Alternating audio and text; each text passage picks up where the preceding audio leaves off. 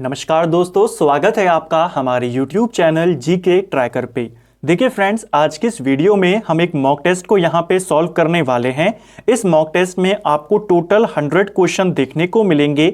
इसमें आपके हिंदी के क्वेश्चन होंगे, जीएस के क्वेश्चन होंगे, करंट अफेयर के क्वेश्चन भी आपको मिलेंगे, कंप्यूटर के भी मिलेंगे, उत्तराखंड के मिलेंगे और उत्तराखंड करंट अफेयर के क्वेश्चन भी इस पूरे मॉक टेस्ट में आपको देखने को मिलेंगे। तो पूरी प्रैक्टिस आपकी यहाँ पर हो जाएगी। ये हमारा मॉक टेस्ट संख्या 19 है। अगर आपने इससे पहले के मॉक टेस्ट नहीं देखे हैं, आप उनको प्लेलिस्ट में जाके देख सकते हैं और अपनी तैयारियों को अच्छे से चेक कर सकते हैं। तो चलिए दोस्तों, आज की क्लास को शुरू करते हैं। वीडियो के एंड पे अपना स्कोर जरूर कमेंट करिएगा कि आउट ऑफ 100 कितने मार्क्स आपके यहां पर आए हैं। तो चलिए शुरू करते हैं। सबसे पहला प्रश्न है हमारा, हिंदी का सर्वप्रथम प्रकाशित पत्र कौन सा था? काफी सिंपल सा क्वेश्चन है। और देखिए, इसमें जो मैक्सिमम क्वेश्चन मैंने लिए हैं, जैसे मैं आपको हर बार बताता हूं, यूकेपीएससी के जो प्रीवियस ईयर के एग्जाम हैं, उन्हीं में से क्वेश्चंस को सिलेक्ट करके मैंने 100 क्वेश्चन का ये मॉक टेस्ट यहां पर बनाया है। करंट अफेयर के आपको नए क्वेश्चन मिलेंगे। हिंदी का सर्वप्रथम प्रकाशित जो पत्र है, इसका नाम है उदत मार्तंड। ऑप्शन डी सही आंसर होगा। उदत मार्तंड समाचार पत्र 1826 में 30 मई को आना शुरू हुआ था और यह हिंदी का पहला समाचार पत्र था। जुगल किशोर के द्वारा इसे निकाला गया, कलकत्ता से यह आता था। ठीक है, इसे आपने याद रखना है। एक और चीज, यह समाचार पत्र 30 मई को आना शुरू हुआ, इसीलिए 30 मई को हर साल हिंदी पत्रकारिता दिवस मनाया जाता है। दूसरा प्रश्न है, निम्नांकित में से कौन सा शब्द देशज नहीं है? देखिए, देशज शब्द क्या होते हैं? देशज शब्द ऐसे जिनकी उत्पत्ति के बारे में पता ना हो कि कहां से उत्पन्न होकर आए हैं, लेकिन प्रचलन में है, ऐसे शब्दों को देसी शब्द माना जाता है। ऐसे शब्दों को देशज शब्द माना जाता है। जैसे आपके लोटा हो गया, खिचड़ी हो गया, डिबिया हो गया, डोंगा हो गया, ये सब आपके देशज शब्द होते हैं। इनमें से अगर हम देशज शब्द की बात करें, खटिया, खुरपी, हंसुला, ये शब्द आपके देशज शब्द हैं। साइकिल जो है ये इंग्लिश भाषा का शब्द है। नेक्स्ट है, यह, वह, उसने, उन्होंने, इन शब्दों को क्या कहा जाता है? तो ये जो सारे आपके शब्द हैं, इनको सर्वनाम बोला जाता है। ये सारे आपके क्या हैं? यह, वह, उसने, उन्होंने, ये आपके सर्वनाम होते हैं। वे शब्द जो संज्ञा की जगहों पर आते हैं, उनको सर्वनाम बोला जाता है। ठीक है, जो संज्ञा के स्थान पर हमें प्रयुक्त करने होते हैं, संज्ञा के स्थान पर प्रयुक्त किए जाते हैं। अगर हम बात करें प्रयोग की दृष्टि के आधार पे, सर्वनाम कितने प्रकार के होते हैं? 6 प्रकार के होते हैं। पुरुषवाचक सर्वनाम, निजवाचक सर्वनाम, निश्चयवाचक सर्वनाम, अनिश्चयवाचक, संबंधवाचक और प्रश्नवाचक, ये 6 प्रकार के सर्वनाम होते हैं। व्याकरण के ऊपर ऑलरेडी वीडियोस बने हैं, आप प्लेलिस्ट से उनको प्रैक्टिस कर सकते हैं। निम्नलिखित शब्दों में से कौन कारक का एक प्रकार नहीं है? देखिए, कारक के बारे में हम पढ़ते हैं। हिंदी में कारकों की संख्या कितनी है? हिंदी में कारकों की संख्या 8 है। और कारक चिन्ह भी होते हैं, जैसे हम पढ़ते हैं ना कि ने किसका कारक चिन्ह है, तो ये कर्ता कारक का कारक चिन्ह है। कारक के ऊपर भी ऑलरेडी वीडियो बने हुए हैं। ठीक है, यहां पर हम केवल मॉक टेस्ट करेंगे और प्रैक्टिस सेट इनको लगाएंगे। हिंदी में कारकों की संख्या 8 होती है। इन कारक चिन्हों को परसर्ग भी बोला जाता है या विभक्ति चिन्ह भी बोला जाता है। आपको यहां पर क्वेश्चन ये बना है कि जो वो 8 प्रकार के कारक होते हैं, इसमें कौन उनमें शामिल नहीं है? तो हमारे पास करण कारक भी होता है, कर्म कारक भी होता है, कर्ता कारक भी होता है, क्रिया कारक उन 8 में शामिल नहीं है। कौन कौन है 8? एक है आपका कर्ता कारक, कर्म, करण, संप्रदान, अपदान, संबंध, अधिकरण और संबोधन, ये होते हैं 8 कारक। ठीक है। पर्यावरण शब्द का संधि विच्छेद किस रूप में होगा? तो पर्यावरण शब्द का संधि विच्छेद आपने बताना है। देखिए, परिधन आवरण इसका संधि विच्छेद होगा। ठीक है, ऑप्शन डी सही आंसर हो जाएगा। अगर हम बात करें यहां पर कौन सी संधि है, तो देखिए, परिधन आवरण यानी कि ईधन आ यहां पर मिला है और या यहां पर बना है ना? ई मिला, आ मिला और या बन गया, पर्यावरण बन गया। तो ये किस में होता है? ये होता है आपकी यण संधि में। तो अगर आपको क्वेश्चन बन जाए पर्यावरण में कौन सी संधि है, तो पर्यावरण में यण संधि है। ऑप्शन डी सही उत्तर है। किसी के कहे गए कथन को व्यक्त करने के लिए निम्नलिखित में से कौन से चिन्ह का प्रयोग किया जाता है?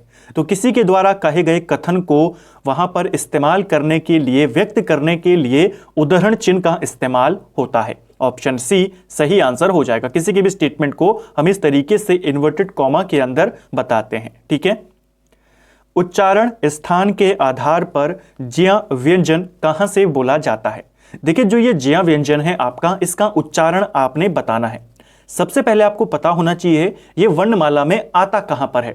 अगर आपने वो पहचान लिया तो आप इसका उच्चारण स्थल कभी नहीं भूलेंगे। देखिए हमने पढ़े थे हमारे पास 5 इंपॉर्टेंट वर्ग होते हैं, कचट तप, ठीक है। ये 5 वर्ग होते हैं। चा वर्ग के अंदर च, छ, ज, झ और ज्या, तो चा वर्ग में आता है आपका ज्या।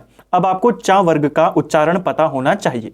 इसके लिए मैंने आपको एक ट्रिक बताई थी कि आप इधर लिख लीजिए कचट और इधर लिख दीजिए KTM, इधर लिख दीजिए 2 और इधर कचट तप।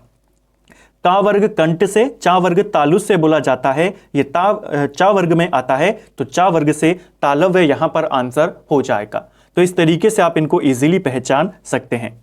नेक्स्ट है हाथों हाथ मुहावरे का अर्थ क्या होता है। तो देखिए इस मॉक टेस्ट में हिंदी के सभी क्वेश्चन, जीएस के मैक्सिमम और उत्तराखंड के मैक्सिमम आपके प्रीवियस ईयर के हैं। यूकेपीएससी ने इनको पूछा है। ये भी प्रीवियस ईयर का क्वेश्चन है और काफी अच्छा क्वेश्चन है। ऑप्शन के आधार पे कंफ्यूजिंग क्वेश्चन ये आपको कर सकता है। हाथों हाथ मुहावरे का अर्थ होता है बहुत जल्दी, ठीक है। जैसे कहा जाता है कि उसको ये मौका मिला और उसने इस मौके को हाथों हाथ ले लिया, बहुत जल्दी उसने इस मौके को ले लिया। तो हाथों हाथ का अर्थ होता है बहुत जल्दी। साथ साथ की बात करें तो ये लगे हाथ में आता है, ठीक है। अगर होता लगे हाथ का अर्थ बताइए तब होता है साथ साथ, ठीक है, कि लगे हाथ ये भी कर देते हैं तो साथ साथ यहां भी कर देते हैं, ठीक है। ये दोनों अलग अलग हैं, साथ साथ आपने टिक नहीं करना है, बहुत जल्दी इसका आंसर होगा। बाहर कोई खड़ा है वाक्य में कौन सा सर्वनाम है। तो बाहर कोई खड़ा है इस वाक्य में अनिश्चयवाचक सर्वनाम है, ठीक है, क्योंकि निश्चित नहीं है। कोई खड़ा है किसी व्यक्ति के स्थान पर इस्तेमाल हुआ है लेकिन वो व्यक्ति यहां पर स्पष्ट नहीं है, तो अनिश्चयवाचक सर्वनाम होगा, ठीक है।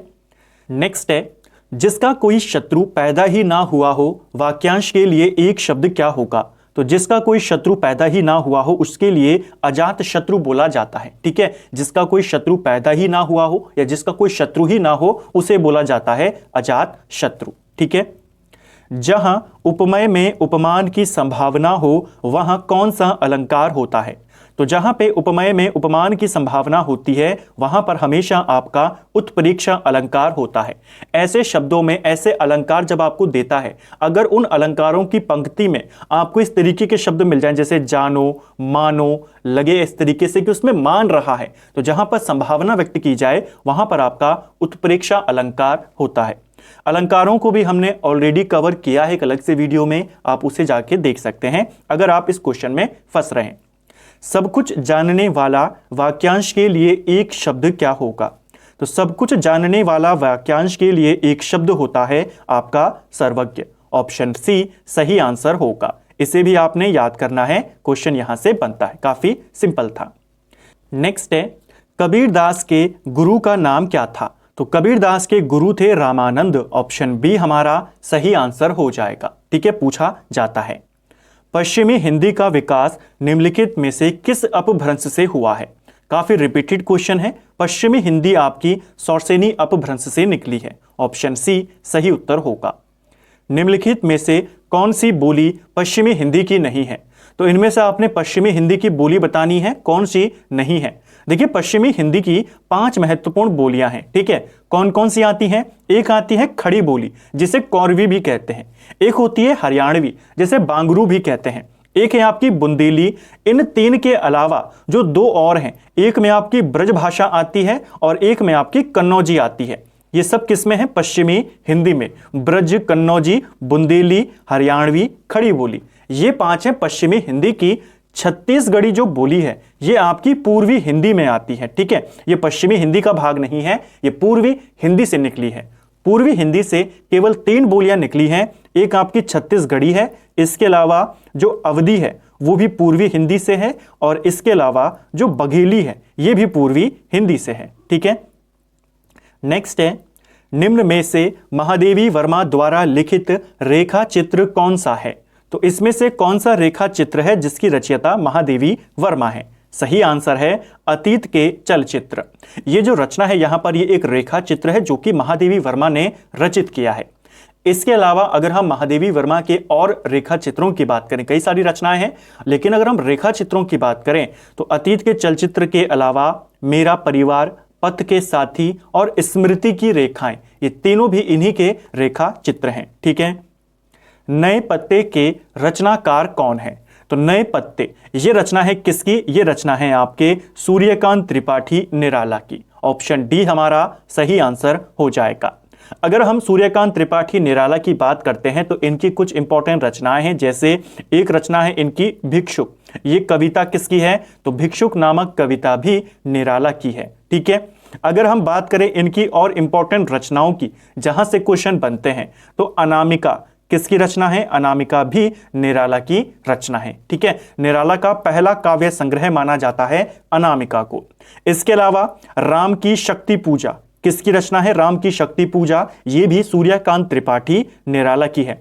सरोज स्मृति ये भी इन्हीं की है। सांध्य कांकली ये भी इन्हीं की है, ये भी आपके लिए इंपॉर्टेंट है। इसके अलावा परिमल, गीतिका, कुकुरमुत्ता, नए पत्ते हमने देखा। इसके अलावा शिवाजी का पत्र, तुलसीदास, आराधना, गीत कुंज, ये सारी रचनाएं किसकी हैं? निराला जी की रचनाएं हैं। ठीक है। सबसे इंपॉर्टेंट एक और है इनकी जूही की कली, ये रचना भी किसकी है? सूर्यकांत त्रिपाठी निराला की। ये कुछ इंपॉर्टेंट रचनाएं जो आपको निराला से याद करनी है। हजारी प्रसाद द्विवेदी को किस वर्ष साहित्य अकेडमी पुरस्कार दिया गया था? तो देखिए, हजारी प्रसाद द्विवेदी को 1973 में इनकी रचना आलोक पर्व के लिए साहित्य अकेडमी पुरस्कार मिला। यह पेपर में बना था कि इनको किस रचना के लिए मिला, तब आंसर था आलोक पर्व। हो सकता है अगली बार पूछ ले किस वर्ष मिला, 1973 में मिला। ठीक है। जो हजारी प्रसाद द्विवेदी हैं, इनको 1957 में पद्म विभूषण भी दिया जा चुका था। ठीक है। अगर हम हजारी प्रसाद द्विवेदी के जन्म की बात करते हैं, इनका जन्म 1907 में होता है। यूपी के बलिया में इनका जन्म हुआ था। ठीक है। हजारी प्रसाद द्विवेदी के बचपन का नाम वैद्यनाथ द्विवेदी था और इनका एक फेमस स्टेटमेंट है जो कई बार पेपरों में आया है कि कबीर वाणी के डिक्टेटर थे। ये किसने बोला? तो कबीर वाणी के डिक्टेटर थे, ये बोला है हजारी प्रसाद द्विवेदी ने। ठीक है। इसे भी आपने याद करना है। आलोक पर्व इनकी रचना है जिसके लिए साहित्य अकेडमी मिला। इसके अलावा अशोक के फूल ये रचना भी इन्हीं की है, हजारी प्रसाद द्विवेदी की। कल्पलता, कुटज ये रचना भी किसकी है? इन्हीं की है। विचार और वितर्क इन्हीं की है। नाखून क्यों बढ़ते हैं इन्हीं की रचना है। ठीक है।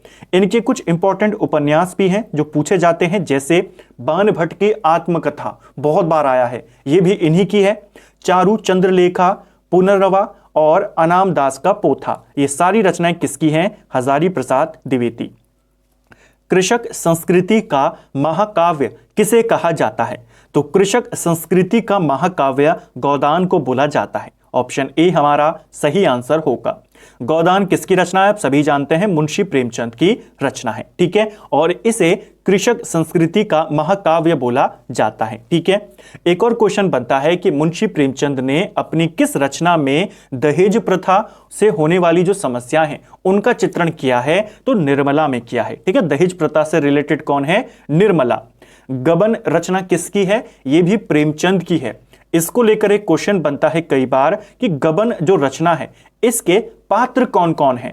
यह भी प्रेमचंद की रचना है। गबन के दो पात्र आपको याद करने हैं। एक है जालपा, पूछा जाएगा जालपा मुंशी प्रेमचंद की किस रचना का पात्र है? गबन का पात्र है। इसके अलावा रतन। ठीक है। तो रतन और जालपा ये गबन के पात्र हैं। सेवा सदन की बात करें तो सेवा सदन जो इनका उपन्यास था, ये भी इनका एक काफी इंपॉर्टेंट उपन्यास था। इसको इन्होंने पहले उर्दू में लिखा था बाजारे हुस्न के नाम से, और बाद में फिर इसे कन्वर्ट किया हिंदी में। ठीक है। भ्रमर गीत के रचनाकार कौन है? तो भ्रमर गीत ये रचना किसकी है? भ्रमर गीत जो है ये रचना सूरदास की है। ऑप्शन बी सही आंसर होगा। सूरदास की अगर हम अन्य रचनाओं की बात करें तो सुरसागर, सुरसरावली, साहित्य लहरी और भ्रमर गीत, ये सारी रचनाएं सूरदास की हैं। ठीक है। तो ये था हिंदी का पोर्शन। अब हम चलेंगे जीएस, करंट अफेयर उत्तराखंड और उत्तराखंड करंट अफेयर और साथ में कंप्यूटर। उत्तराखंड का सबसे बड़ा बुग्याल कौन सा है? तो देखिए, उत्तराखंड का सबसे बड़ा बुग्याल है बेदनी बुग्याल। बहुत बार आया है। ऑप्शन सी हमारा सही आंसर होगा। बेदनी बुग्याल आपके रूपकुंड के निकट है और जैसा ही नाम में है वेदों की रचना यहीं पर मानी जाती है। ठीक है। बगजी बुग्याल की बात करें, ये भी आपके चमोली में है। कैला बुग्याल ये भी चमोली में है। बद्रीनाथ के चारों ओर फैला है आपका कैला बुग्याल। गुरसों बुग्याल भी आपके औली के निकट है, चमोली जनपद में। ठीक है। समाप्ति का सिद्धांत यानी डॉक्ट्रिन ऑफ लैप्स नीति को किसने अपनाया था? तो जो आपका समाप्ति का सिद्धांत था, जिसे डॉक्ट्रिन ऑफ लैप्स कहते हैं, इसे किसके द्वारा अपनाया गया? डलहौजी ने इसे अपनाया था 1847 में। देखिए, डॉक्ट्रिन ऑफ लैप्स क्या था? यह सिद्धांत था, आपने कई बार इसके बारे में पढ़ा है, ऐसा सिद्धांत जिसके अनुसार अगर किसी राजा का कोई पुत्र नहीं होता, कोई उत्तराधिकारी नहीं होता, तो वो किसी को भी गोद नहीं ले सकता अंग्रेजों की अनुमति के बिना। और अंग्रेज अनुमति देते नहीं थे, तो जैसे ही उसका कोई उत्तराधिकारी नहीं होता था, राजा की मृत्यु होती थी, जो वो राज्य होता था, देशी राज्य, वो सीधा अंग्रेजों के अधिकार में चला जाता था। यही था डॉक्ट्रिन ऑफ लैप्स। इस नीति को डलहौजी ने चलाया था और इस नीति के तहत सबसे पहले जो सतारा था, इसे ब्रिटिश साम्राज्य में मिलाया गया था। ठीक है, इसको आपने याद करना है। सलधर नामक गर्म पानी का झरना कहां स्थित है? तो देखिए, सलधर नामक गर्म पानी का जो झरना है आपका, ये चमोली जनपद में है। ऑप्शन ए हमारा सही आंसर होगा। सर्वाधिक लवणता की मात्रा कहां पाई जाती है? तो सबसे ज्यादा लवणता हमें कहां पर देखने को मिलती है? ये हमें मृत सागर, जो डेथ सी है, वहां पर देखने को मिलती है। इसीलिए मृत सागर को सॉल्ट सी के नाम से भी जाना जाता है। ठीक है, सबसे ज्यादा लवणता यहां पर देखने को मिलती है। अगर हम इसकी लोकेशन की बात करें तो इजराइल और जॉर्डन देशों के बीच में पड़ता है आपका मृत सागर। पृथ्वी के वायुमंडल की उस परत का नाम क्या है जिसका संबंध वर्षा जैसी मौसम की घटना से है? तो वर्षा जैसी जो मौसमी घटना है, सारी मौसमी क्रियाएं कौन सी लेयर में होती हैं? ये होती हैं शोभ मंडल में। शोभ मंडल यानी कि ट्रोपोस्फियर में होती हैं। ऑप्शन बी हमारा सही आंसर होगा। ठीक है। चमोली में आत्मरक्षा कमेटी का गठन कब हुआ था? तो आत्मरक्षा कमेटी, इसका गठन कृपाराम मिश्र के द्वारा चमोली में किया गया था। ठीक है, और कब किया था? 1942 में। ऑप्शन सी हमारा सही उत्तर होगा। आटागाड़ और पिंडर नदी का संगम कहां पे होता है? तो देखिए, पिंडर नदी के बारे में हमने पढ़ा है कि कर्णप्रयाग में यह अलकनंदा से मिल जाती है और पिंडर नदी की एक प्रमुख सहायक नदी है आटागाड़। इन दोनों का संगम आपके सिमली नामक जगह पर हो जाता है। ऑप्शन सी हमारा सही आंसर होगा। ठीक है। आटागाड़ की बात करें, काफी फेमस ये नदी है। जो पवार वंश की शुरुआती राजधानी थी आपका चांदपुर गढ़, वो इसी नदी के तट पर है, आटागाड़ नदी के तट पर है। ठीक है। निम्न में से कौन सी प्रोग्रामिंग भाषा नहीं है? तो इनमें से कौन है जो प्रोग्रामिंग भाषा नहीं है? बेसिक प्रोग्रामिंग भाषा है कोबोल, पास्कल, ये तीनों भाषाएं हैं। लोटस एक प्रकार का प्रोग्राम है, सॉफ्टवेयर है, ये प्रोग्रामिंग लैंग्वेज नहीं है। ठीक है। नेक्स्ट है, उत्तराखंड में भावर पेटी में किस प्रकार की जलवायु दशाएं पाई जाती हैं? तो उत्तराखंड की भावर पेटी में आपको उपोष्ण प्रकार की जलवायु दशाएं देखने को मिलती हैं। ऑप्शन बी हमारा सही आंसर होगा। गदर पार्टी की स्थापना किसने करी थी? तो गदर पार्टी की स्थापना 1913 में होती है। इसका जो हेडक्वार्टर था अमेरिका में सैन फ्रांसिस्को में इसका हेडक्वार्टर था। गदर पार्टी के संस्थापकों में सबसे इंपॉर्टेंट थे लाला हरदयाल। क्वेश्चन आता है कि लाला हरदयाल किस पार्टी से संबंधित हैं, किस संगठन से संबंधित हैं? गदर पार्टी से। कब इसका गठन होता है? 1913 में। कहां होता है? अमेरिका के सैन फ्रांसिस्को में एक आश्रम है, युगांत आश्रम, वही इनका हेडक्वार्टर था। क्वेश्चन बनता है सैन फ्रांसिस्को में किसका हेडक्वार्टर है? गदर पार्टी का। ठीक है। नेक्स्ट है, 2011 की जनगणना के अनुसार भारत में लिंग अनुपात कितना है? तो अब पूरे भारत का लिंग अनुपात आपसे पूछा गया है 2011 के अनुसार। 2011 की जनगणना के अनुसार भारत का लिंग अनुपात 940 था। ऑप्शन बी सही आंसर होगा। सबसे ज्यादा लिंग अनुपात किस राज्य का था? सबसे ज्यादा लिंग अनुपात था केरल का। केरल का लिंग अनुपात लगभग 1058 था। सबसे कम लिंग अनुपात किस राज्य का था? अगर हम बात करें, सबसे कम था हरियाणा का, लगभग 861। ठीक है, इसको भी आपने याद करना है। नेक्स्ट है, उत्तरकाशी में गंगोरी के निकट भागीरथी में कौन सी नदी मिलती है? तो गंगोरी के निकट आपकी भागीरथी से मिल जाती है असीम गंगा। ऑप्शन सी हमारा सही आंसर यहां पर हो जाएगा। ठीक है, गंगोरी के निकट भागीरथी से कौन सी नदी मिलती है? असीन गंगा। जो रुद्र गंगा है ये भागीरथी से गौमुख के निकट ही मिल जाती है। सिया गंगा की बात करें, ये भागीरथी से झाला के निकट मिल जाती है। अलकनंदा आप सभी जानते हैं भागीरथी से देवप्रयाग में मिलती है। ये वाली आपकी गंगोरी के निकट मिल जाती है। दूनागिरी ग्लेशियर कहां स्थित है? देखिए, दूनागिरी ग्लेशियर आपके चमोली जनपद में आता है। ऑप्शन सी सही आंसर होगा। द्रोणगिरी पर्वत पूछेगा तो चमोली में है, दूनागिरी ग्लेशियर पूछेगा तो चमोली में है, द्रोण सागर पूछेगा तब आप काशीपुर जाएंगे, उधम सिंह नगर पे टिक करेंगे। भारतीय संविधान सभा के द्वारा कब अंगीकृत किया गया था? तो भारत का संविधान अंगीकृत किया गया था 26 नवंबर 1949 को। ठीक है, अपनाया कब गया था? 26 नवंबर 1949 को, और इसे पूर्णतः लागू किया गया था 26 जनवरी 1950 को। नूर सिपेहर की रचना किसने करी है? तो नूर ए सिपेहर इसका पूरा नाम है और काफी फेमस रचना है आमिर खुसरो की। खुसरो की रचनाएं बहुत बार पेपरों में आती हैं, तो उन्हीं में से एक रचना है नूर सिपेहर। ठीक है, किस मुगल सम्राट ने सुलह कुल की नीति अपनाई थी? देखिए, सुलह कुल की नीति ये अकबर ने अपनाई थी। ऑप्शन बी हमारा सही आंसर हो जाएगा। देखिए, अकबर ने जो उस समय के जो विभिन्न धर्मों के धर्मगुरु थे, एक तरीके से ब्राह्मणों के हो, उलेमा हो, या जो रोमन पुजारी थे, उन सब के साथ धर्म पर चर्चाएं करनी शुरू करी थी, और इसी प्रोसेस को उसने जो बोला गया, इसको इस नीति को बोला गया सुलह कुल की नीति या फिर सार्वभौमिक शांति की नीति इसको बोला गया। तो इसे भी आपने याद करना है, पूछा जाएगा। कुमाऊं में कृष्ण जन्माष्टमी के अवसर पर गाए जाने वाले गीतों को क्या कहा जाता है? तो कुमाऊं में कृष्ण जन्माष्टमी के समय जो गीत गाए जाते हैं ठुलखिल गीत बोला जाता है। ये केवल पुरुषों के द्वारा गाए जाते हैं। क्वेश्चन बनता है, ठुलखिल गीत किस अवसर पर किए जाते हैं? जन्माष्टमी के अवसर पे। कोंकण रेल पथ किस पर्वत श्रृंखला से होकर गुजरता है? तो देखिए, काफी दुर्गम स्थलों पर यह रेल पथ बिछाया गया है कोंकण रेलवे, और ये आपके सह्याद्री से होकर गुजरता है। ऑप्शन बी सही आंसर होगा। सह्याद्री का दूसरा नाम, फेमस वाला नाम क्या है? पूछा जाता है। वेस्टर्न घाट जो है, पश्चिमी घाट, उसी को सह्याद्री कहते हैं। तो कोंकण रेलवे कहां से होकर गुजरती है? पश्चिमी घाट से होकर गुजरती है। निम्न में से कौन सा मूल अधिकार केवल भारतीय नागरिकों को ही प्राप्त है? तो लास्ट वाले मॉक में भी हमने देखा था कि कौन से वाले जो मूल अधिकार हैं केवल भारतीयों को पास हैं। तो ये क्वेश्चन आपसे पूछा जा सकता है। पिछले मॉक में भी हमने देखा, यहां पर भी ये क्वेश्चन आ गया। तो देखिए, आर्टिकल 15, आर्टिकल 16 और आर्टिकल 19, ये जो तीनों आर्टिकल हैं ये केवल भारतीय नागरिकों को प्राप्त हैं। आर्टिकल 15 कहता है धर्म के आधार पर, जाति के आधार पर, लिंग के आधार पर भेदभाव नहीं होगा।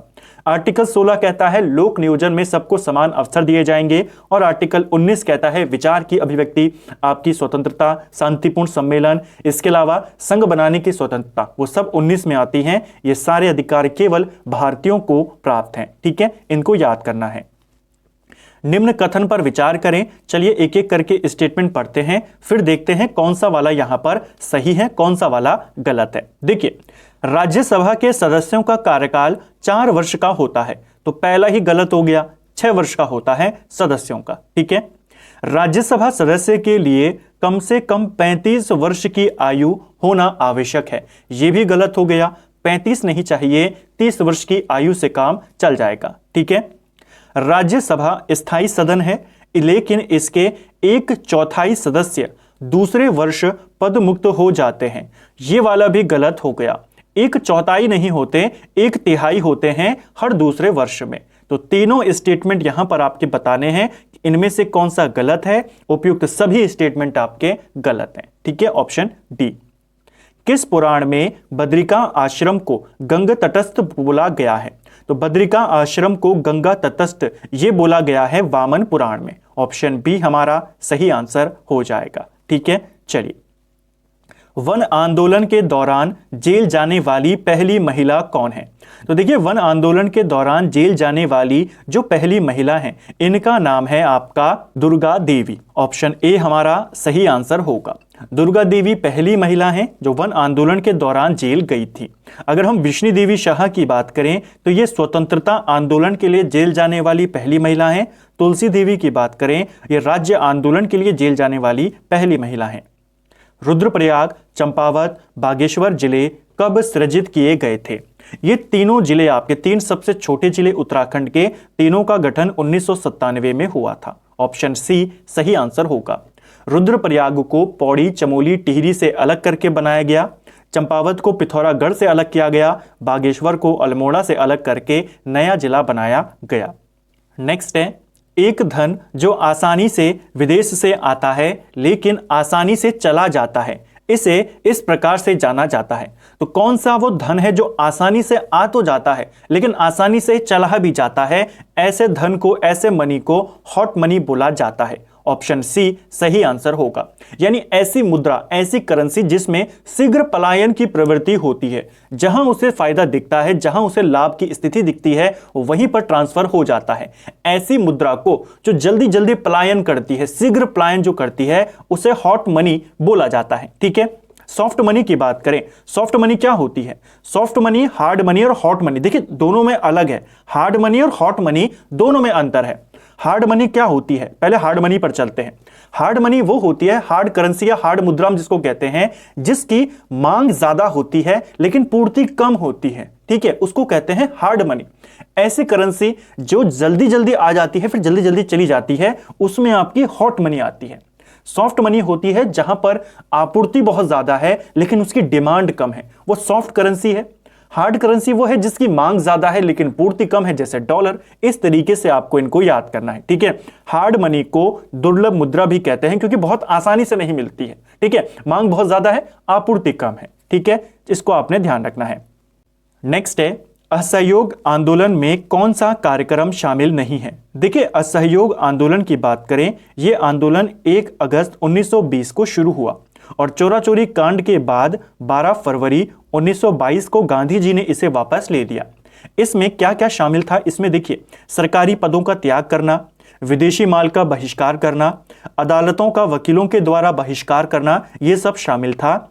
सरकारी वाहनों से यात्रा करने पर पाबंदी, ये इसमें शामिल नहीं था। बाकी चीजें इसमें ये शामिल थी। ठीक है, कि सरकारी पदों से आप इस्तीफा दे देंगे, विदेशी माल का इस्तेमाल नहीं करेंगे, जो इंडियन वकील थे वो अदालतों का बहिष्कार करेंगे। ठीक है, तो इसको आपने याद करना है।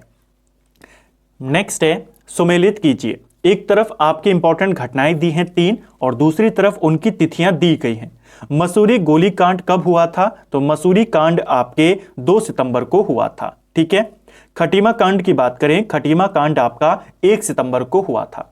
खटीमा कांड के विरोध में ही मसूरी में प्रदर्शन हो रहे थे, जहां पर पुलिस और जो प्रदर्शनकारी थे उनमें फिर से भिड़ंत हो जाती है।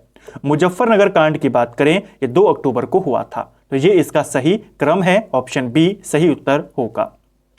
आजाद हिंद फौज के साथ सुभाष चंद्र बोस ने सिंगापुर में स्वतंत्र भारत की अस्थायी सरकार का गठन कब किया था? तो देखिए, सुभाष चंद्र बोस के द्वारा अस्थायी सरकार का गठन कब किया गया, डेट सहित पूछा गया है। पिछली बार भी हमने इसको देखा था मॉक में। यह किया गया था 21 अक्टूबर 1943 को। ठीक है, इसे आपने याद करना है, क्वेश्चन यहां से बन जाता है। सुभाष चंद्र बोस के राजनीतिक गुरु हम कई बार देखते हैं, चित्तरंजन दास थे। इनको नेताजी की उपाधि हिटलर ने दी थी, इसे भी आपने याद करना है। ठीक है। इस अस्थायी सरकार का गठन इन्होंने कहां पे किया था? तो यह गठन इन्होंने सिंगापुर में किया था। और इस सरकार को मान्यता किसने दी थी? जर्मनी और जापान ने। और सिंगापुर से ही इन्होंने नारा दिया था कि तुम मुझे खून दो और मैं तुम्हें आजादी दूंगा। ये भी कहां से था? यहीं से इन्होंने नारा दिया था। ठीक है, पूछा जाता है। इस सरकार का जो हेडक्वार्टर था, जो ये टेम्पररी सरकार थी, इसका हेडक्वार्टर रंगून में बनाया गया था। ठीक है। टिहरी से संबंधित निम्न कथनों में से कौन सा सही नहीं है? तो कौन सा स्टेटमेंट है जो टिहरी से रिलेटेड सही नहीं है? टिहरी का विलय 1949 में हुआ, यह बिल्कुल सही है। 1 अगस्त 1949 को हुआ। टिहरी बांध 1972 में प्रस्तावित किया गया, बिल्कुल सही है। योजना आयोग इसे मंजूरी 72 में देता है। टिहरी बांध ने टिहरी को निगल लिया, यह भी आपका सही है। टिहरी के विलय के बाद उसे मंडल का दर्जा दिया गया, यह गलत है। 1949 में जब इसका विलय किया गया यूपी में, इसे यूपी का 50वां जिला बनाया गया था, मंडल नहीं। किसने महात्मा गांधी की दांडी यात्रा में भाग लिया था? तो महात्मा गांधी की जब दांडी यात्रा निकली उसमें उत्तराखंड के व्यक्ति भी शामिल थे। 3 व्यक्ति उत्तराखंड के शामिल थे, जिसमें आपके ज्योतिराम कांडपाल थे, गोरखवीर खड़क बहादुर थे और साथ में भैरव दत्त जोशी थे। तो ऑप्शन डी हमारा सही आंसर होगा। वहाबियों के विद्रोह को कुचलने का श्रेय किस गवर्नर जनरल को जाता है? तो वहाबी आंदोलन किसके काल में हुआ था? देखिए, वहाबी आंदोलन आपके 1862-63 के मध्य में चला और वहाबी आंदोलन को दबाने का श्रेय जो जाता है वो लॉर्ड एल्गिन प्रथम को जाता है। ऑप्शन बी हमारा सही आंसर होगा। ठीक है, लॉर्ड एल्गिन की बात करें तो ये आपके 1862 से 63 के बीच में ही ये भारत का वाइसरॉय था और इसी के काल में वहाबी आंदोलन होता है जिसका ये दमन करता है। ठीक है, इसके अलावा ये तो एल्गिन प्रथम है, बाद में एक और वाइसरॉय आता है जिसका नाम था एल्गिन द्वितीय और इस एल्गिन द्वितीय का जो कार्यकाल था वो 1894 से लेकर 1899 था और इस एल्गिन द्वितीय ने एक फेमस स्टेटमेंट दिया था कि भारत को तलवार के बल पर विजित किया गया है, तलवार के बल पर ही इसकी रक्षा की जाएगी। ये स्टेटमेंट किसका था? एल्गिन द्वितीय का था। वहाबी आंदोलन के रिलेटेड कौन है? एल्गिन प्रथम। ठीक है, त्रिपक्षीय संघर्ष में निम्न में से कौन राजवंश शामिल नहीं था? देखिए, त्रिपक्षीय संघर्ष बहुत बार पेपरों में आता है। ये किसको लेकर हुआ था? ये कन्नौज को लेकर हुआ था। ठीक है, त्रिपक्षीय संघर्ष, इसमें आपके पाल नरेश शामिल थे, राष्ट्रकूट और प्रतिहार, इन तीनों के बीच में हुआ था कन्नौज पर अधिकार को लेकर के त्रिपक्षीय संघर्ष। पल्लव इससे संबंधित नहीं थे। तो ऑप्शन बी हमारा सही आंसर हो जाएगा। ठीक है, इसको भी आपने याद करना है। उत्तरांचल उत्थान परिषद का गठन कब और किसने किया था? तो उत्तरांचल उत्थान परिषद ये आपकी 30-31 मई 1988 में बनती है। सुबन सिंह जीना इसके गठन करते हैं। महावीर स्वामी को किस नदी के तट पर कैवल्य की प्राप्ति हुई थी? देखिए, कैवल्य यानी हमने जब जैन धर्म के बारे में बात करी थी, जैन धर्म में सर्वोच्च ज्ञान को, परम ज्ञान को कैवल्य बोला जाता है। ठीक है, तो इनको ज्ञान की प्राप्ति होती है त्रिजुपालिका नदी के तट पर। ऑप्शन सी हमारा सही आंसर होगा। 42 वर्ष की उम्र में त्रिजुपालिका नदी के तट पर साल वृक्ष के नीचे इनको जो सर्वोच्च ज्ञान था, जिसे जैन ग्रंथों में क्या बोला जाता है? कैवल्य, उसकी प्राप्ति हुई थी। महावीर स्वामी की अगर हम जन्म की बात करते हैं, 599 में इनका जन्म होता है। 599 ईसा पूर्व में वैशाली के निकट कुंड ग्राम है, वहां पर इनका जन्म होता है और इनका निधन 527 ईसा पूर्व में पावापुरी में हो जाता है। ठीक है, राष्ट्रीय आपदा प्रबंधन प्राधिकरण ने उत्तराखंड के किस जनपद में आपदा प्रबंधन संस्थान खोलने की सिफारिश करी है? तो कहां पर खोलने की सिफारिश की है? चमोली जनपद में। संपत्तियों के बंटवारे को लेकर उत्तराखंड और उत्तर प्रदेश के मुख्यमंत्रियों की फिर से बैठक हुई। दोनों राज्यों के बीच सबसे ज्यादा विवाद किस विभाग की संपत्तियों को लेकर है? तो कुछ दिन पहले हमने विंसर के करंट अफेयर के एमसीक्यू किए थे, 2 दिन पहले, उसमें भी हमने इस करंट अफेयर के क्वेश्चन को देखा था कि उत्तराखंड और उत्तर प्रदेश के बीच सबसे ज्यादा विवाद सिंचाई विभाग की संपत्तियों को लेकर के है। ठीक है, उत्तराखंड ड्रोन फोर्स का गठन करने वाला देश का कौन सा राज्य है? तो ड्रोन फोर्स का गठन करने वाला उत्तराखंड देश का पहला राज्य है। उत्तराखंड की पहली ड्रोन फैक्ट्री कहां लग रही है? तो पहली ड्रोन फैक्ट्री का उद्घाटन भी हो चुका है, रुड़की में ये लग रही है। ठीक है, कुमाऊं क्षेत्र में भव्य मंदिर बनाने और तीर्थ यात्रियों को आकर्षित करने की किस योजना का प्रस्ताव रखा गया है? तो इसे भी हमने करंट अफेयर विंसर में देखा था। मानसखंड मंदिर माला परियोजना यहां पर लाई गई है, इस योजना का प्रस्ताव रखा गया है कुमाऊं क्षेत्र के जो मंदिर हैं तीर्थ यात्रियों के लिए, उनको और ज्यादा आकर्षित करने के लिए। ठीक है, केंद्र सरकार की उस योजना का नाम बताएं जिसमें उत्तराखंड में बनने वाले रोपवे प्रोजेक्ट का रास्ता साफ हो गया।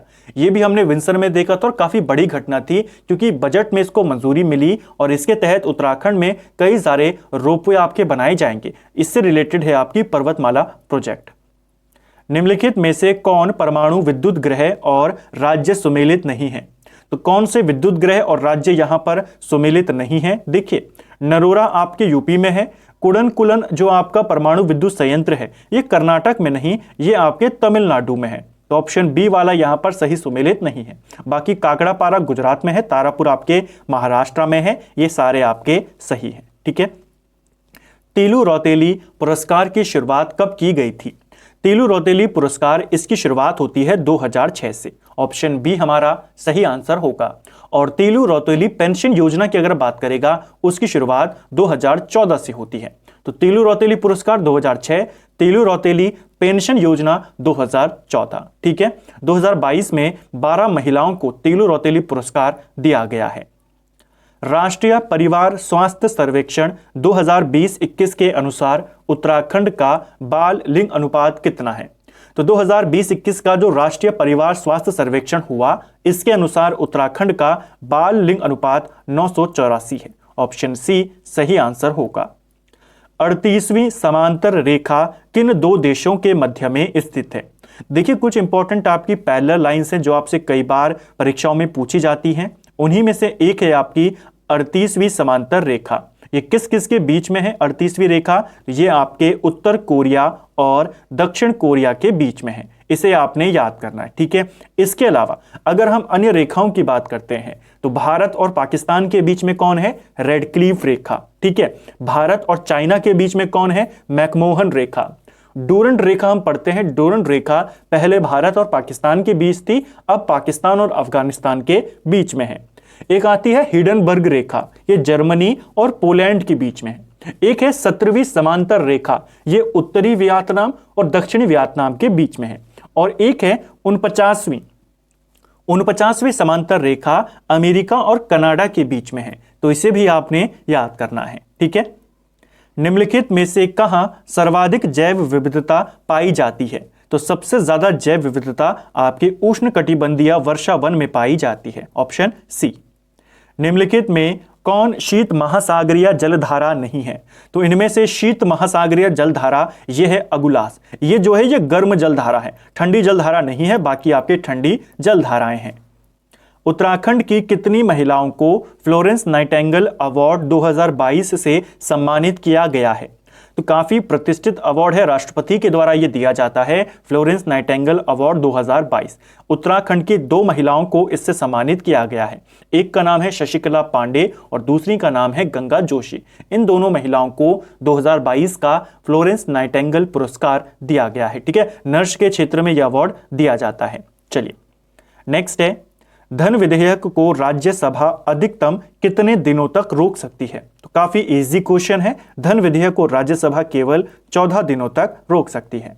मानव विकास सूचकांक का आधार क्या होता है? तो मानव विकास सूचकांक की बात करें तो इसमें जीवन प्रत्याशा, शैक्षिक स्तर और प्रति व्यक्ति सकल घरेलू उत्पाद को शामिल किया जाता है। इसे आपने याद करना है। ठीक है, किस ग्रंथ में उत्तराखंड के लिए देवभूमि शब्द आया है? तो उत्तराखंड के लिए देवभूमि ये किस में बोला गया है? ऋग्वेद में बोला गया है। उत्तराखंड का पहला वर्णन भी हमें ऋग्वेद में देखने को मिलता है। ठीक है, कांग्रेस के कलकत्ता अधिवेशन में जो कि 1886 में हुआ, राज्य से कौन व्यक्ति उपस्थित हुए थे? तो कांग्रेस का कलकत्ता अधिवेशन, इसमें जो आपके ज्वालादत्त जोशी थे, इन्होंने भाग लिया था। ठीक है, एल नीनो का संबंध किससे है? तो देखिए, एल नीनो और एल नीना ये दोनों आपकी जलवायु से रिलेटेड हैं। ऑप्शन ए हमारा सही आंसर होगा। रामायण कालीन बाणासुर की राजधानी कहां स्थित थी? तो रामायण कालीन जो असुर था बाणासुर, इसकी राजधानी जोशीमठ में है और बाणासुर का किला आपका लोहाघाट चंपावत में है। वर्तमान गढ़वाल हेतु गढ़वाल नाम कब अस्तित्व में आया था? तो देखिए, गढ़वाल जो शब्द था ये आपके 1515 में अस्तित्व में आया था। कहा जाता है गढ़वाल 52 गढ़ों में विभाजित था। अजय पाल ने एक एक करके सारे गढ़ों को जीता। 1515 के आसपास तक ये सारे गढ़ जीत चुका था और फिर इसके लिए गढ़पाल और गढ़वाल शब्द यहां पर प्रयुक्त में आए थे। ठीक है, ब्राउजर क्या होता है? तो देखिए, ब्राउजर क्या होता है? ब्राउजर जो होता है आपको वह सॉफ्टवेयर जो इंटरनेट उपभोक्ताओं को वेब पेज देखने में सहायता करता है, उसी को ब्राउजर कहते हैं। ऑप्शन सी सही आंसर होगा। टिहरी में अंग्रेजी शिक्षा की शुरुआत किसके शासनकाल में हुई थी? तो टिहरी में अंग्रेजी शिक्षा ये शुरू करते हैं प्रताप शाह। ठीक है, टिहरी के अंदर एक अंग्रेजी स्कूल की स्थापना करते हैं 1883 में। ये क्वेश्चन बन जाता है। ठीक है, संस्कृत पाठशाला किसने खोली थी टिहरी में? वो भवानी शाह ने खोली थी। अंग्रेजी स्कूल प्रताप शाह ने खोला। इनमें से सबसे तीव्रतम मेमोरी कौन सी है? तो इनमें से सबसे तेज मेमोरी की बात करें तो कैशे मेमोरी इनमें से सबसे तेज मेमोरी है। ठीक है, इसे आपने याद करना है। प्रत्येक वर्ष धान की रोपाई के समय हिल जात्रा उत्सव मनाया जाता है। तो कहां मनाया जाता है और कब मनाया जाता है इसको याद करना। धान की रोपाई के समय हिल जात्रा उत्सव मनाते हैं और यह हर साल आपके पिथौरागढ़ में मनाया जाता है। ठीक है, हिल जात्रा उत्सव को कृषकों का उत्सव, पशुपालनों का उत्सव बोला जाता है। ठीक है, पशुपालकों का। ब्रिटिश उत्तरांचल को संयुक्त प्रांत आगरा और अवध का अंग कब बनाया गया था? तो ब्रिटिश उत्तराखंड को जो संयुक्त प्रांत आगरा और अवध है इसका भाग 1902 में बनाया गया था। देहरादून से राष्ट्रीय भावना से ओतप्रोत गढ़वाली नामक साप्ताहिक प्रकाशन कब शुरू हुआ था? तो गढ़वाली समाचार पत्र देहरादून से आता था। इसकी शुरुआत 1905 में होती है। इसके जो पहले संपादक थे गिरजाधर नैथानी थे और इसका रजिस्ट्रेशन नंबर A304 था। जैसे अल्मोड़ा अखबार का रजिस्ट्रेशन नंबर 10 था, इसका 304 था। जैन धर्म के प्रमुख तीर्थंकर कौन थे? तो जैन धर्म में आप जानते हैं टोटल 24 तीर्थंकर हुए थे, जिसमें पहले तीर्थंकर थे ऋषभ देव। 24वें और अंतिम कौन थे? महावीर स्वामी।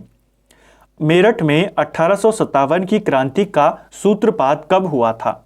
तो मेरठ में कब शुरू हुई 1857 की क्रांति, और यहीं से शुरू होने के बाद इसने एक बड़ा स्वरूप ले लिया था। मेरठ में होती है 10 मई 1857 को। डेट आपने याद करनी है।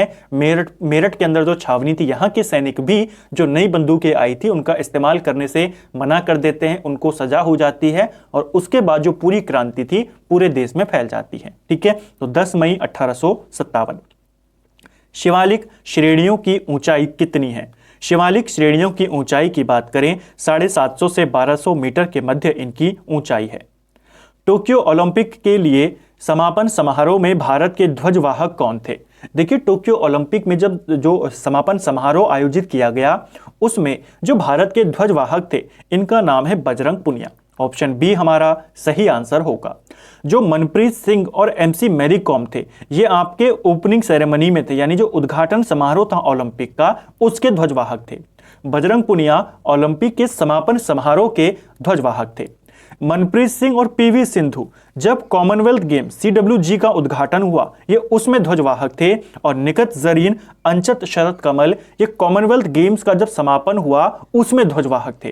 तो चारों ऑप्शन आपके ध्वजवाहक रहे हैं, लेकिन ये ओलंपिक के उद्घाटन में, ये ओलंपिक के समापन में, ये कॉमनवेल्थ गेम्स के उद्घाटन में, ये कॉमनवेल्थ गेम्स के समापन में। ठीक है, नीति आयोग द्वारा जारी राज्य स्वास्थ्य सूचकांक में उत्तराखंड को कौन सा स्थान मिला है? तो जो लेटेस्ट वाली रैंकिंग जारी करी है नीति आयोग ने राज्य स्वास्थ्य सूचकांक के तहत, इसमें उत्तराखंड को 15वां स्थान मिला है। ऑप्शन बी हमारा सही आंसर होगा।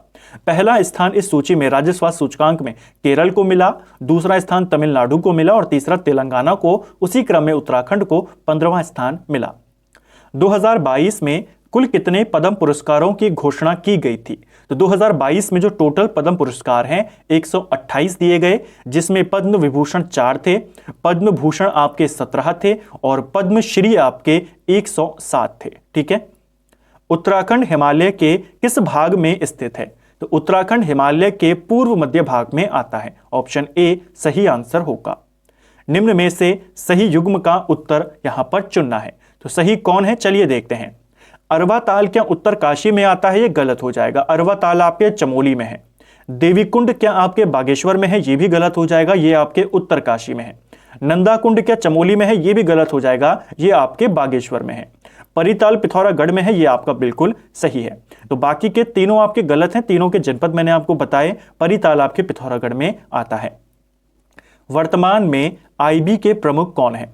तो इंटेलिजेंस ब्यूरो के वर्तमान के अगर हम प्रमुख की बात करें, इनका नाम है तपन कुमार डेका। ये IB के प्रमुख हैं। ठीक है, दिनकर गुप्ता की बात करते हैं, ये NIA के प्रमुख हैं। सामंत कुमार गोयल ये CBI के प्रमुख हैं। सुबोध कुमार जायसवाल ये CBI के हैं। सामंत कुमार गोयल आपके रॉ के प्रमुख हैं। ठीक है, इनको रॉ करना। सामंत कुमार गोयल रॉ के प्रमुख हैं, सुबोध कुमार जायसवाल CBI के प्रमुख हैं। ठीक है, निम्न ठंडे जल कुंडों में कौन सुमेलित नहीं है?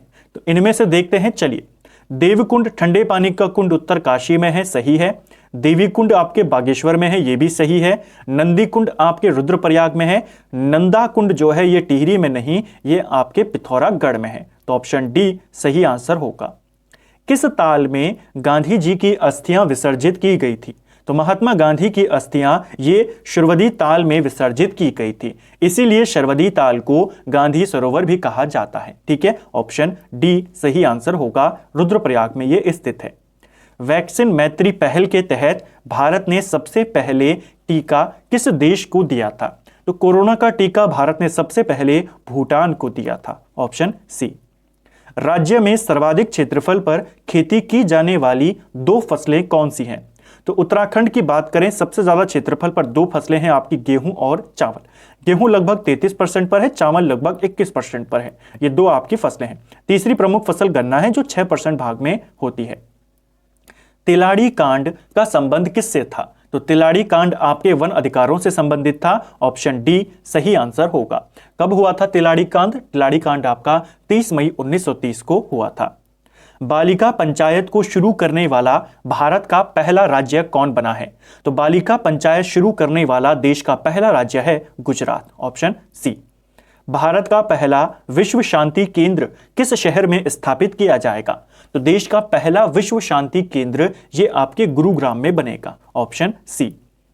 सर्वोच्च न्यायालय अपने द्वारा सुनाए गए किसी निर्णय या आदेश का पुनरावलोकन कर सकता है? यह व्यवस्था संविधान के किस अनुच्छेद में उपबंधित है? यानी जो न्यायिक पुनरावलोकन की शक्ति है सुप्रीम कोर्ट को प्राप्त है वो आर्टिकल 137 में है, ऑप्शन बी। गैलेरेस ज्वालामुखी किस देश में स्थित है?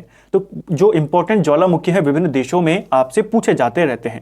जो गैलेरेस ज्वालामुखी है ये आपके कोलंबिया में है, कोलंबिया के सबसे सक्रिय ज्वालामुखियों में इसका नाम आता है। ठीक है, देहरादून में कुलागढ़ में वन अनुसंधानशाला की स्थापना कब की गई थी?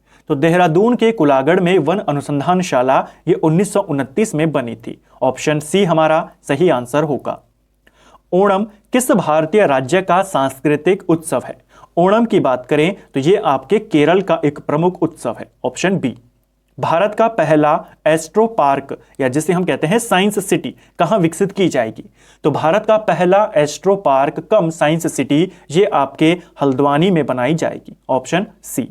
नेक्स्ट है, निम्न में से किसने संविधान सभा में उद्देश्य प्रस्ताव रखा था? यह क्वेश्चन भी बहुत बार रिपीट हुआ है। देखिए, संविधान सभा में उद्देश्य प्रस्ताव जवाहरलाल नेहरू के द्वारा रखा गया था, ऑप्शन सी हमारा सही आंसर हो जाएगा। संविधान सभा की पहली बैठक आपकी होती है 1946 और 9 दिसंबर को होती है। ठीक है, इसकी दूसरी बैठक होती है 11 दिसंबर 1946 को और तीसरी बैठक होती है 13 दिसंबर 1946 को। इसी तीसरी बैठक में नेहरू के द्वारा उद्देश्य प्रस्ताव रखा जाता है और इस उद्देश्य प्रस्ताव को स्वीकार किया जाता है 22 जनवरी 1947 को। तो दोनों डेट्स आपको याद करनी है, रखा कब गया, पारित कब हुआ, रखा किसने, ये दोनों बातें आपसे पूछी जाती हैं।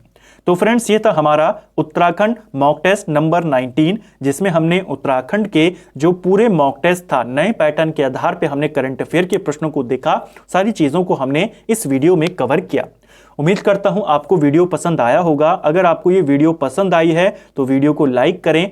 मॉक टेस्ट आपको कैसा लगा कमेंट बॉक्स में हमें जरूर बताएं।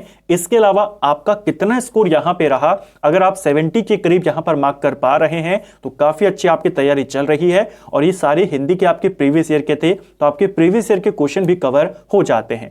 उम्मीद करता हूं मॉक टेस्ट आपको अच्छा लगा होगा और आपकी तैयारी यहां पर अच्छे से हुई होगी। वीडियो पसंद आती है लाइक जरूर करें, स्कोर अपना कमेंट जरूर करें। Thank you friends.